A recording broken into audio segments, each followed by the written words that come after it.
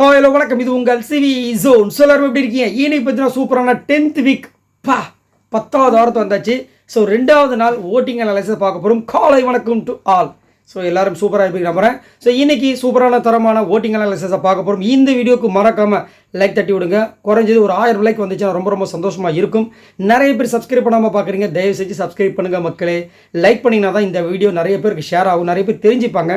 சரிங்களா? சரி, இப்போ வாங்க அந்த வீடியோக்குள்ள போகலாம். அதுக்கு முன்னாடி நேற்று நிறைய சம்பவங்கள் சூப்பராக நடந்துச்சு. அதில் ஒன்று கண்டிப்பாக சொல்லி ஆகணும். நீங்கள் கவனிச்சிக்கலான்றதை சொல்லுங்கள். கோவா கேங் பார்த்தீங்கன்னா எப்பயுமே முத்துக்குமரனையும் மஞ்சரியும் அட்டாக் பண்ணுற மோடில் தான் இருப்பாங்க.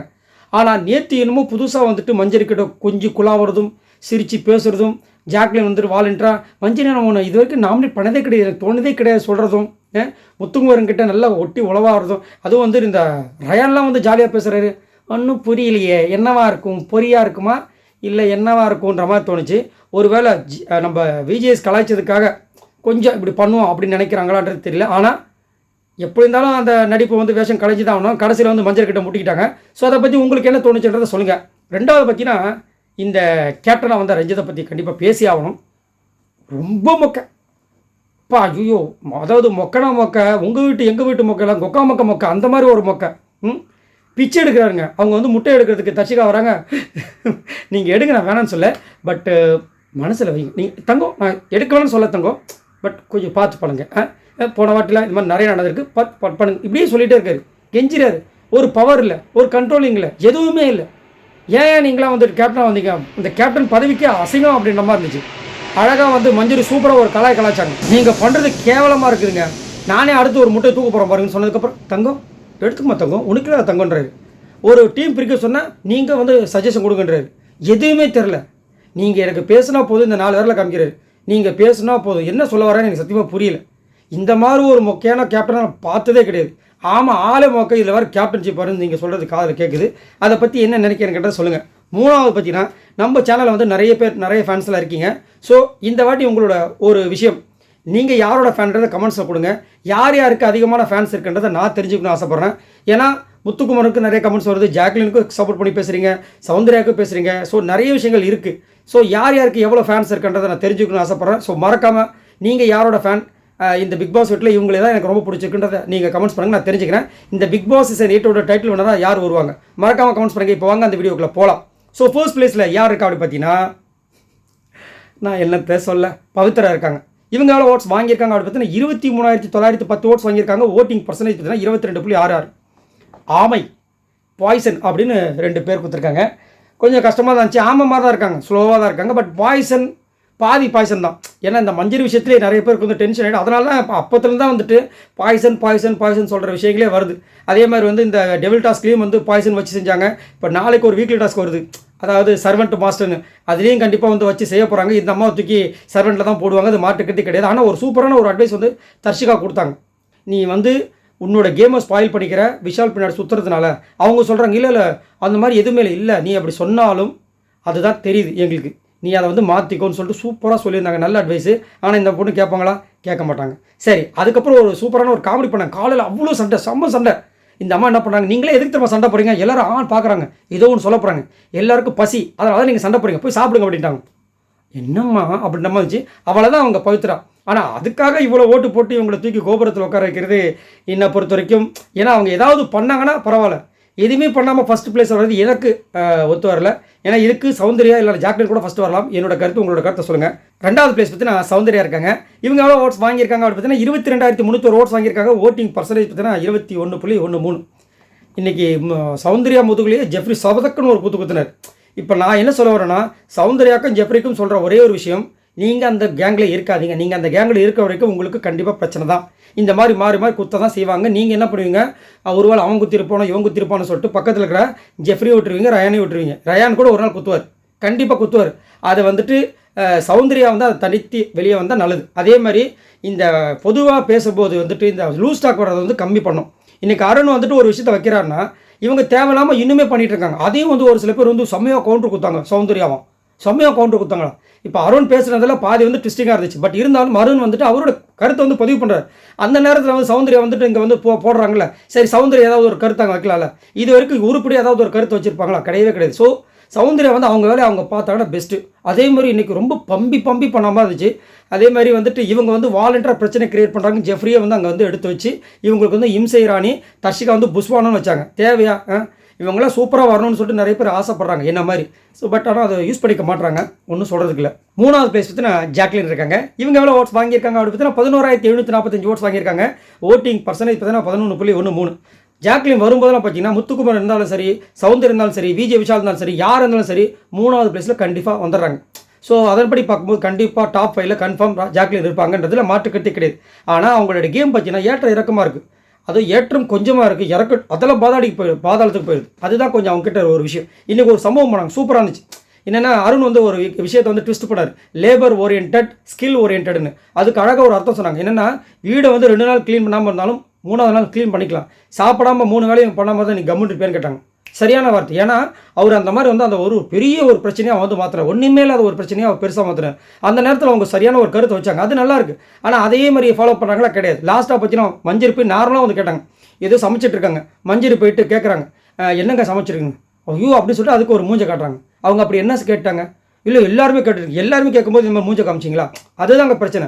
மஞ்சரிக்கா வந்து காலையிலேருந்து மஞ்சரிக்கிட்ட பேசும்போது உங்களை நான் நாமினேட் பண்ணல, இதெல்லாம் ஐஸ் வச்சிங்களே, திடீர்னு எதுக்கு அந்த மூஞ்சை காட்டுறீங்க? அப்போது மஞ்சரிக்கிட்ட வந்துட்டு ஆக்சுவலாக இதான் பிளானு, இந்த வாரம் வந்து அந்த பொண்ணுக்கிட்ட வச்சுக்கணும். ஆனால் என்ன பண்ணுறது, ஆண்டவனு ஒருத்தவன் இருக்கான்ல, சுயரூபத்தை காமிச்சிட்றான், மாட்டிட்டாங்க. இப்போ வெளியில் போய்ட்டு அவங்க வந்து டென்ஷன் ஆகிறாங்க.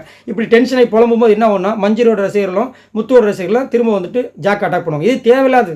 நான் என்ன சொல்கிறேன், எல்லாருக்கிட்டையும் ஈவனாக பண்ணுங்கன்றேன். ஒருத்தங்க கண்ணில் வந்து சுண்ணாம்பு வைக்கிறது, ஒருத்தங்க கண்ணில் வெண்ணெய் வைக்கிறது ஏன்றதை என்னோட கேள்வி. அதேமாதிரி அந்த கோவா கேங்கை கட்டி அலையாமல் தனியாக வந்தாங்கன்னா அவங்களுடைய கேம் சிறக்கும்ன்றது என்னோட கருத்து. உங்களோட கருத்தை சொல்லுங்கள். 4வது பிளேஸ் பார்த்தீங்கன்னா அன்ஷிதா இருக்காங்க.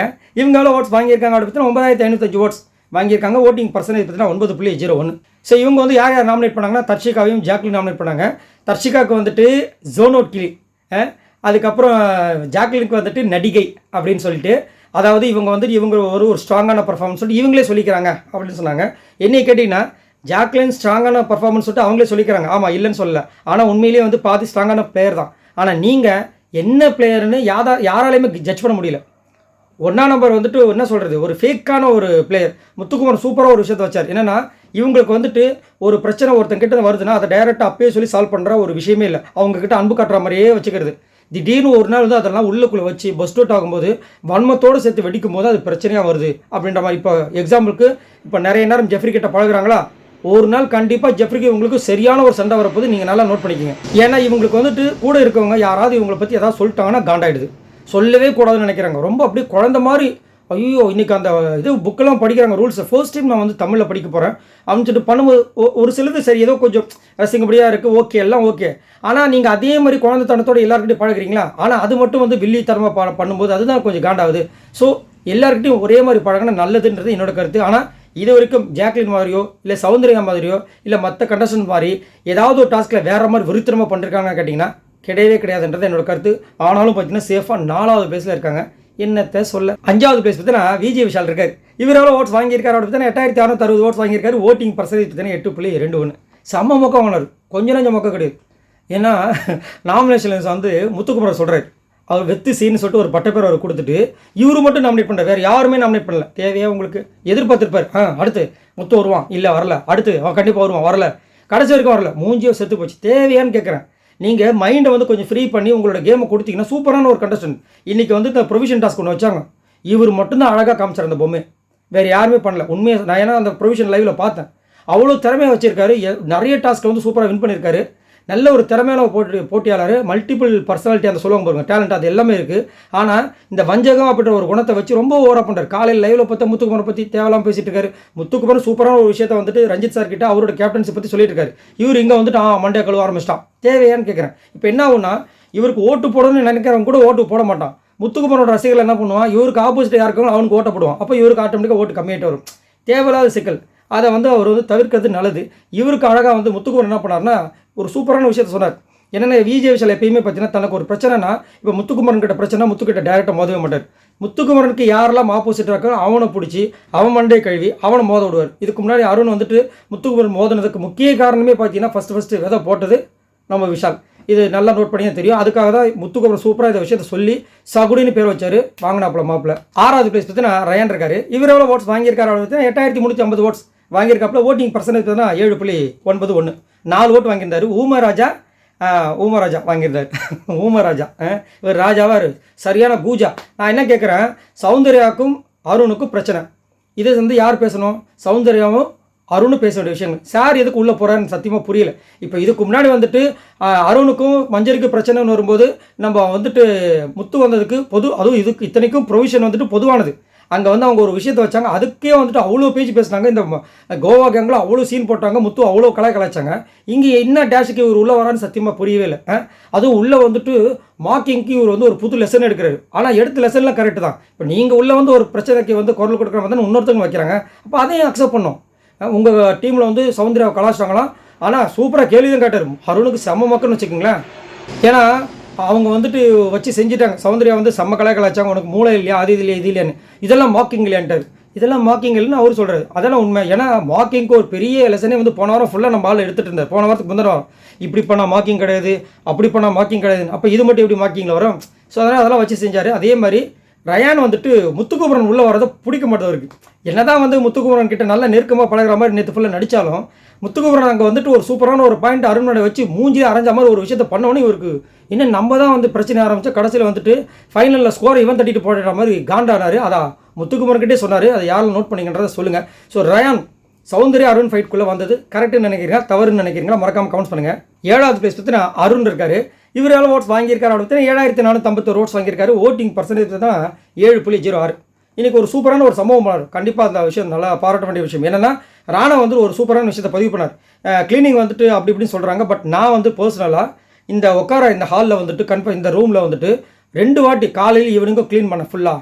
ஸோ அந்த மாதிரி இந்த வாட்டியும் பண்ணால் நல்லா இருக்குன்னு சொல்லிட்டு ஒரு விஷயத்தை வைக்கும்போது ஜெஃப்ரி வந்து டப்புன்னு இருந்துச்சு. அது அவரு ஒரு பர்சனல், அவர் வந்து பேர் வாங்கிறதுக்காக அவர் பண்ணால் அதெல்லாம் வந்து நாங்கள் பண்ண அவசியம் கிடையாது, நானே கேட்டேன் அப்படின்னு அவர் சொன்னார். பட் 2 வாட்டி க்ளீன் பண்ணி அதை அழகுப்படுத்துறது தப்பே கிடையாது.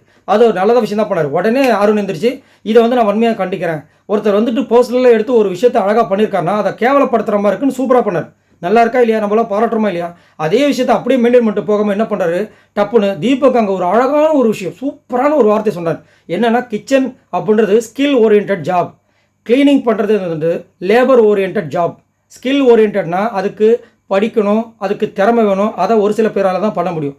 லேபர் ஓரியன்ட்னா அதை எல்லாராலையும் பண்ண முடியும், கொஞ்சம் பார்த்தா கற்றுக்கிட்டா பண்ண முடியும். ஸோ அப்படின்னு இருக்கும்போது இதை தான் அவர் டிஃப்ரென்ஷியேட் பண்ணார். ஆனால் அவர் என்ன பண்ணிட்டாரு, அந்த ஜாபையே வந்துட்டு இவர் வந்து இந்த கிச்சன் வேலை, அந்த ஸ்கில் வேலையை பண்ணுறவங்களாம் உயர்ந்தவங்கள மாதிரியும் லேபர் ஒர்க் பண்ணுறவங்களாம் தாழ்ந்தவங்க மாதிரியும் பெருசாக்கி அதை ட்விஸ்ட் பண்ணி அதுக்கப்புறம் மஞ்சரி போட்டு புழக்கிறாங்க. தீபக் போட்டு அடிக்கிறாரு அருணை. அதுக்கப்புறம் நம்ம முத்துக்குமரன் போட்டு அடிக்கிறாரு.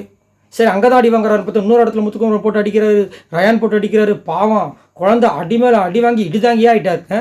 இப்போ ஓட்டையும் பாருங்கள் வாங்க முடியாமல் 7வது பிளேஸில் இருக்கார். இவரெல்லாம் 7வது பிளேஸ் இருக்க வேண்டிய ஆளா? நல்ல ஒரு திறமையான போட்டியாளர் இப்படியா இருக்க வேண்டியது? எல்லாம் தலையெழுத்து நம்மளுக்கு அவருக்கு. 8வது பிளேஸ் பார்த்தீங்கன்னா சத்யா இருக்கார். இவர் எவ்வளோ ஓட்ஸ் வாங்கியிருக்காரு அப்படி பார்த்தீங்கன்னா 7380 ஓட்ஸ் வாங்கியிருக்காரு. ஓட்டிங் பர்சன்டேஜ் பார்த்தீங்கன்னா 6.99. ஸோ பவித்ராவுக்கு வந்து பாய்சன், அருணுக்கு வந்து ட்விஸ்டர்னு வச்சிங்க, நல்லா வச்சிங்க. காலையில் பார்த்தீங்கன்னா பவித்ரா லக்ஷ்மி வந்து நான் நாமினேட் பண்ணுறேன்ட்டார். ஃபஸ்ட்டு நாமினேட் பண்ண அனுப்பிச்சு விட்டார் பிக் பாஸ். அப்புறம் திரும்ப கூப்பிட்டு வச்சு அடித்தார். செம்ம சிரிப்பு. வாங்க திரும்ப ஒரு வாட்டி நாமினேட் பண்ணுங்கள், அந்த பேரை சொல்லுங்கள் sir. Pavithra Lakshmi and Arun sir. ஒரு டவுட்டு, பிக் பாஸ் சொல்கிறாரு பவித்ரா லக்ஷ்மின்னு யாருமே கிடையாது, நீங்கள் யாரை சொல்கிறீங்கன்ட்டார். அப்படின்றாரு. எதுக்கு பதறீங்க? நீங்கள்லாம் வந்து மற்றவங்களை கலாய்க்கலாமா? முதல்ல கூட இருக்கிற கண்டஸ்டண்டோட பேரே தெரில, அதுக்கப்புறமா எதுக்கு பிரச்சனை பவித்ராங்கன்ட்டார். என்னத்த சொல்ல சார், ட்விஸ்டர்னு வச்சார். அருணுக்கு வந்துட்டு ட்விஸ்டர்னு ஒரு அழகான பேர் வச்சார், பட்ட பேர். அருணே கண்டுபிடிச்சா, டேய் ட்விஸ்டர் நீ தானே வச்சார், சும்மா போட்டு வாங்கினார். ஆமான்ட்டார். நான் போட்டு தானே வாங்கினேன், அப்போ நீ தான் ஆன்ட்டார்.